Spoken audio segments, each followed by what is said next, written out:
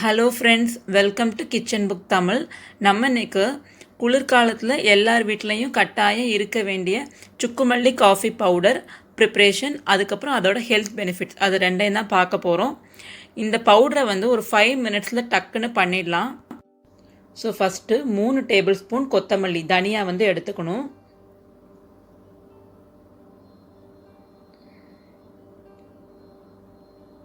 One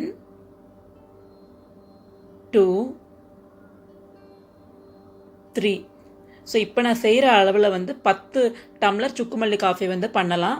நிறைய பண்ணி பல்காக ஸ்டோர் பண்ணுறதுக்குரிய அளவையும் நான் வீடியோவோட கடைசியில் ஷேர் பண்ணுறேன்.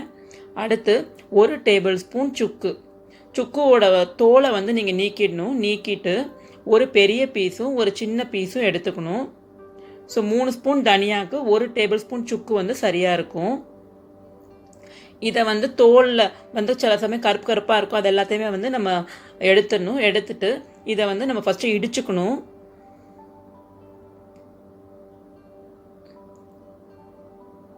ஸோ நல்லா நம்ம இடித்து வச்சுக்கிட்டா தான் நமக்கு மிக்சியில் போடும்போது அரைப்படும். ஸோ இந்த அளவுக்கு நல்லா இடித்து வச்சுக்கணும்.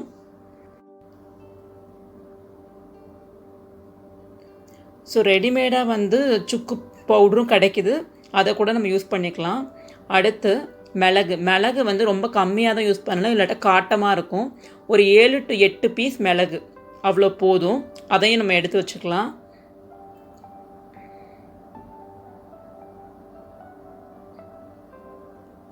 அப்புறம் 2 ஏலக்காய் எக்ஸ்ட்ரா வேணும்னா ஒரு 2-3 சேர்த்துக்கலாம், அந்த ஃப்ளேவர் பிடிக்கும் அப்படின்னா. இப்போ ஃபஸ்ட்டு ஒரு பேனில் கொத்தமல்லியை ட்ரை ரோஸ்ட் பண்ணிக்கணும். ஃப்ளேமை லோலையே வச்சு ஒரு 3 to 4 மினிட்ஸ் அது ட்ரை ரோஸ்ட் பண்ணணும். கொத்தமல்லியை கருக்கிடக்கூடாது, அதுதான் மெயின் அது இதில். ஸோ கேர்ஃபுல்லாக அதை ட்ரை ரோஸ்ட் பண்ணி எடுத்து வச்சுக்கணும். நல்லா மல்லியோட வாசனை வர ஆரம்பிச்சிடுச்சு. இப்போ ஸ்டவ்வை ஆஃப் பண்ணிவிட்டு நம்ம எடுத்து வச்சுருந்த சுக்கு, மிளகு, ஏலக்காய் அது 3ஐயும் சேர்த்துட்டு நல்லா மிக்ஸ் பண்ணிக்கணும். ஆஃப் பண்ணதுக்கப்புறமும் அந்த சூடு இருக்கும் இல்லையா, அந்த சூட்லேயே இதை சாட்டே பண்ணால் போதும். ஸோ இந்த ஸ்டேஜில் 1/4 டேபிள் ஸ்பூன் சீரகம் சேர்த்துக்கலாம். எனக்கு அந்த ஃப்ளேவர் பிடிக்காதுங்கிறதுனால நான் சேர்க்கலை. இப்போ இதை நல்லா ஆறிடுச்சு. ஆறினதுக்கப்புறம் ஒரு சின்ன மிக்சி ஜாரில் மாற்றிட்டு இது ஒரு ஃபைன் பவுடராக நம்ம பிளெண்ட் பண்ணிக்கலாம். ஸோ இந்த அளவுக்கு ஃபைனாக நம்ம எடுத்துகிட்டு ஒரு ஏர்டைட் பாக்ஸில் ஸ்டோர் பண்ணி வச்சுக்கிட்டோம் அப்படின்னா நம்ம ஒரு 1 மந்த் கிட்டக்க யூஸ் பண்ணிக்கலாம். நம்ம ஃப்ரிட்ஜில் கூட வச்சு யூஸ் பண்ணிக்கலாம். அப்போ நல்லா அந்த ஃப்ளேவர் அப்படியே இருக்கும். அடுத்து நம்ம காஃபி பண்ணிடலாம். ஒரு பேனில் 1.25 டம்ளர் தண்ணி சேர்த்துக்கணும். ஸோ இது 1/4 டம்ளர், டோட்டலாக 1.25 டம்ளர் தண்ணி. இப்போ ஸ்டவ்வை ஆன் பண்ணிவிட்டு அதில் 1 டேபிள் ஸ்பூன் நான் ஜாகிரி பவுடர் சேர்த்துக்கிறேன். நீங்கள் பனங்கற்கண்டு இல்லை வெல்லம் இல்லாட்டி நீங்கள் ஹனி கூட சேர்த்துக்கலாம்.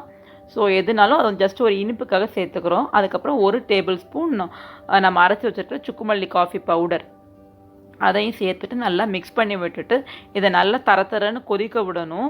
அதாவது 1.25 டம்ளர் தண்ணி 1 டம்ளராக வத்துற அளவுக்கு நம்ம கொதிக்க விடணும். அப்போ தான் அந்த எசன்ஸ் எல்லாம் நல்லா இறங்கி குடிக்கும்போது நல்லாயிருக்கும்.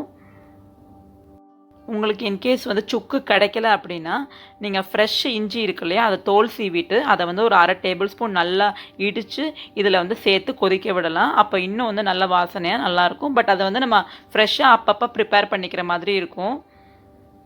ஸோ இந்தளவுக்கு நல்லா கொதிச்சிருச்சு. இப்போ ஸ்டவ்வை ஆஃப் பண்ணிவிட்டு நம்ம ஃபில்ட்ரு பண்ணிக்கலாம்.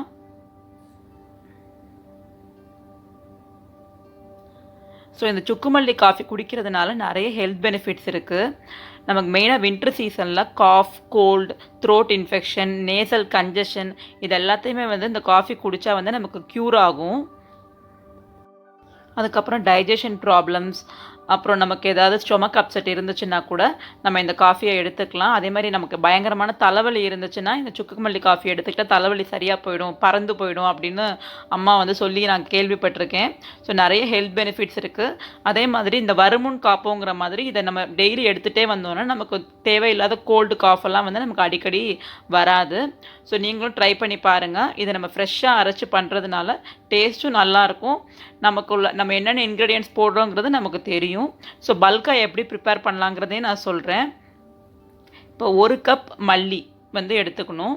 ஒரு சின்ன கப்பில் 1 கப் மல்லி, அதுக்கு 1/4 கப் சுக்கு, 1/4 கப் சுக்கு எடுத்துக்கணும். அப்புறம் 8 ஏலக்காய், அப்புறம் 1 டேபிள் ஸ்பூன் மிளகு. ஸோ இது 4 எடுத்துகிட்டு நம்ம செஞ்ச அதே ப்ரொசீஜரில் பண்ணி நீங்கள் ஸ்டோர் பண்ணி வச்சுக்கலாம். கிட்டத்தட்ட ஒரு 3 மந்த்ஸ் வந்து நீங்கள் ஸ்டோர் பண்ணி வச்சுக்கலாம், ஃப்ரிட்ஜில் வச்சுக்கலாம்.